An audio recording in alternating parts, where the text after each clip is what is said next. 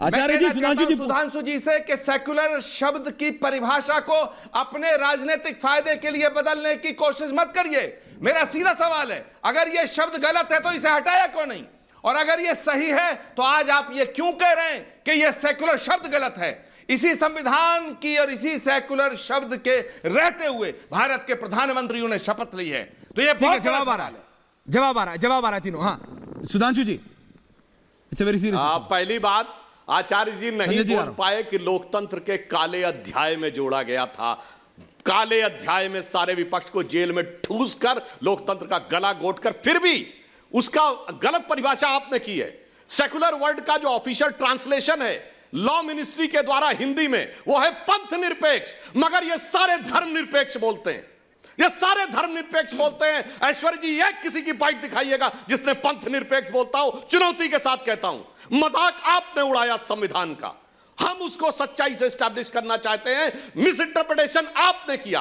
पहले बाबा साहब के संविधान की आत्मा यानी उद्देशिका को कुचला, लोकतंत्र को कुचला, फिर जो शब्द भी डाला उसका मिस इंटरप्रिटेशन किया। अन्यथा एक कोई व्यक्ति अपना नेता दिखाओ कांग्रेस का जिसने पंथ निरपेक्ष बोला हो।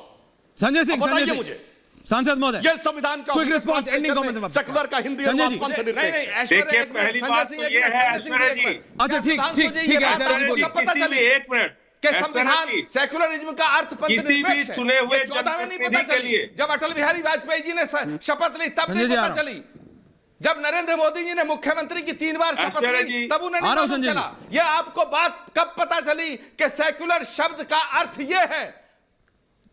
ये कब पता चला आपको? सुधांशु जी क्विक रिस्पांस इस पर। संजय सिंह इसकी बात कर रहे हैं कि मजाक सुधांशु जी बनाने ये औपचारिक ट्रांसलेशन में लिखा हुआ है। संविधान को संविधान समझे, इस देश को। ओके ठीक है संजय सिंह ठीक है आचार्य जी ठीक है। संजय सिंह। ऐश्वर्य जी मेरी बात सुनिए आप। पहली बात ये कि 1000 साल के बाद भी जब भारत के संविधान की चर्चा की जाएगी तो यही कहा जाएगा कि यह बाबा साहब डॉक्टर भीमराव अंबेडकर के द्वारा लिखा गया संविधान है।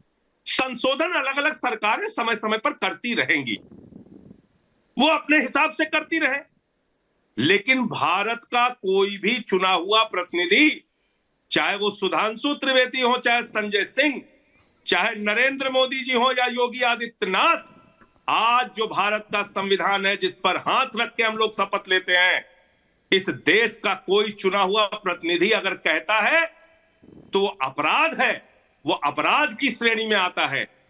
किसी भी चुने हुए प्रतिनिधि को यह कहने का अधिकार नहीं है कि भारत के संविधान में वर्तमान में आज की तारीख में जो मूल आत्मा है, जो प्रस्तावना है, उसको हम नहीं मानते या उसका हम विरोध करते हैं, या अंग्रेजी में सेकुलरिज्म लिखा है, हिंदी में पंथ निरपेक्ष लिखा है।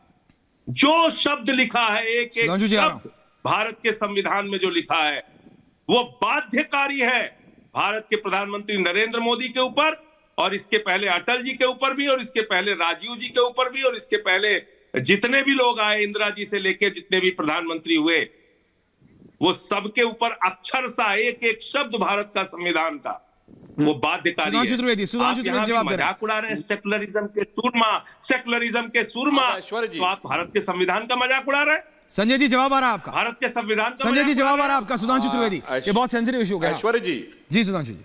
ऐश्वर्य जी, यदि ये मेरे दोनों नेता शांति से मुझे बोलने दे, जैसे मैं चुप रहा, या तो इनका फीडर ऑफ कर दिया। नहीं चुप रहेंगे, किसी का ऑफ नहीं कर रहा हूं, सब शांत रहेंगे क्योंकि लगातार सब लोग मान नहीं है। नहीं आपके टाइम पे वो नहीं बोले, उनके टाइम पे आप नहीं बोलेंगे। बोलिए only 3 on air. Sanjay ji, अब मैं आपसे कहना चाहता हूं, जब भारत का इतिहास लिखा जाएगा तो यह लिखा जाएगा कि डॉक्टर अंबेडकर ने जिस संविधान की आत्मा कहा था, उस संविधान की आत्मा बदली गई, वो भी लोकतंत्र के काले अध्याय में बदली गई। इसे कोई रोक नहीं सकता क्योंकि मूल संविधान भी लिखा हुआ है, मूल संविधान की प्रस्तावना भी अवेलेबल है। दूसरा, और जब यह चेंज किया गया तो मैंने जो चुनौती दी थी, हमारे दोनों प्रधानमंत्रियों ने हिंदी में शपथ ली थी, अटल जी ने भी, मोदी जी ने, और हिंदी अनुवाद पंथ निरपेक्षता कहता है। हम पंथ निरपेक्षता में विश्वास रखते हैं, धर्म निरपेक्षता में नहीं, क्योंकि इस देश की संसद के पीठ पे, स्पीकर के पीछे लिखा है धर्म चक्र प्रवर्तनाय। ये सारा देश धर्म की चक्र के प्रवर्तन के लिए संसद है। धर्म चक्र भारत के राष्ट्रीय ध्वज के ऊपर है, भारत के सर्वोच्च न्यायालय के एम्बलम पे लिखा हुआ है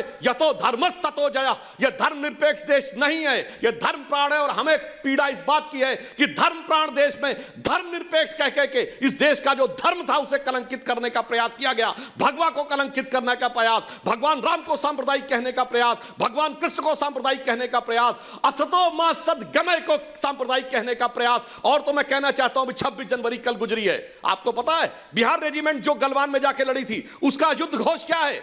बजरंग बली की जय, वो है सांप्रदायिक। राजपूत रेजिमेंट का क्या है? राजा रामचंद्र की जय, वो है सांप्रदायिक। जो गोरखा रेजिमेंट का क्या है? आय और महाकाली जय भद्रकाली, वो है सांप्रदायिक। जाट रेजिमेंट का क्या है? जाट बलवान जय भगवान। सब भारतीय धर्म संस्कृति को आपने कलंकित किया है, सेकुलरिज्म में कलंकित किया है, धर्मनिरपेक्ष कह के उसकी हमें पीड़ा है। हम ईमानदारी से इसे पंथ निरपेक्ष बनाना चाहते हैं, इसीलिए हमारे यहां कोई मजहब ऊपर नहीं है, ना कब्रिस्तान है, ना हज सब्सिडी है, ना शरिया संविधान से ऊपर है, मगर आपके यहां है। ये मैंने बताया, भारत का इतिहास लिखा जाएगा तो यह बताया जाएगा कि आत्मा आपने कुचली थी, पर आत्मा को सही अर्थों में स्थापित मोदी जी ने किया।